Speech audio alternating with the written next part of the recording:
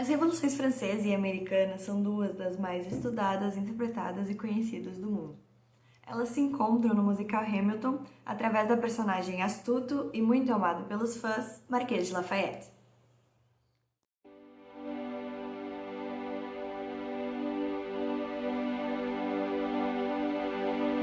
O musical foi escrito, composto e estrelado por Lin-Manuel Miranda, um gênio que dedicou anos da sua vida à produção de letras e raps que consideram a Hamilton um lugar especial na história, batendo recordes e sendo indicado a 16 Tony Awards, vencendo 11 desses, junto com outros diversos prêmios.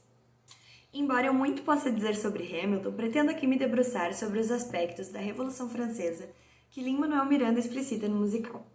Mesmo que Miranda não seja padrão para a educação americana, acredito que ao analisarmos o que o nova-iorquino escreveu, baseado no livro biográfico de Ron Chernow, podemos ter uma noção do senso comum que os estadunidenses têm da Revolução Francesa e como isso é transmitido para todos os públicos do musical. Ele era mais conhecido nos Estados Unidos como Marquês de Lafayette, afinal, o seu nome real é absurdamente enorme. Ele aparece no musical não só como importante personagem, por ser um dos melhores amigos de Hamilton, mas também como fundamental para o sucesso da independência dos Estados Unidos. Ele era um dos principais contatos com a França, quem forneceu fundos e suprimentos para que a Revolução pudesse ser alcançada. Tratando-se da Revolução Francesa, o número que traz o assunto é a Segunda Batalha de Gabinete, onde Alexander e Thomas Jefferson encenam um debate para convencer o presidente George Washington sobre o que fazer face ao início da Revolução Francesa em 1789 e à eminente guerra entre a França e a Inglaterra. Jefferson defende que eles ajudem os franceses, como prometeram que fariam durante a sua independência, enquanto Hamilton diz que esse acordo não é mais válido, pois o tratado foi assinado com Luís XVI, guilhotinado na Revolução. Eventualmente, Hamilton vence o debate e convence George Washington a permanecer neutro. Então, Jefferson diz a Hamilton: "Você esqueceu de Lafayette?" Nos debruçando mais sobre Lafayette, ele foi um dos representantes da nobreza da Assembleia dos Notáveis, em 1786, convocada pelo próprio Luís XVI para encontrar uma resposta para a crise financeira em que se afundava a França. O marquês defendia a votação por pessoa e não por Estado, já que na época ela acontecia dentro da divisão clero, nobreza e povo. Foi ele quem apresentou um rascunho da Declaração dos Direitos do Homem e do Cidadão para a Assembleia Nacional e chegou a ser eleito vice-presidente, um dia antes da tomada da Bastilha.